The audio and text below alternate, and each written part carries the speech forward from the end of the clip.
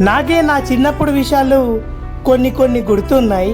నా చిన్నప్పుడు వయసులో ఎందుకు బాధపడుతున్నానో అర్థమయ్యేది, ఎందుకు సంతోషపడుతున్నానో అర్థమయ్యేది. తీరా పెద్దయిన తర్వాత ఇప్పుడు చూస్తే సంతోషం వచ్చినా బాధ వచ్చినా ఎందుకు సంతోషపడుతున్నానో అర్థం కాదు, ఎందుకు బాధపడుతున్నానో అర్థం కాదు. ఒక పిచ్చి జీవితం మనది, నిజమే కదా. ఆ రోజుల్లో ఏమీ తెలియని వయసులో అన్నీ అర్థమయ్యేది. తీరా పెద్దయిన తర్వాత ఇప్పుడు చూస్తే ఏది కూడా మనకు అర్థం కాదు. ఎంతైనా ఆ రోజు జ్ఞాపకాలు, ఈ రోజు సంతోషాలు, ఈ రోజు జ్ఞాపకాలు, రేపటి రోజు భరించలేని బాధలు.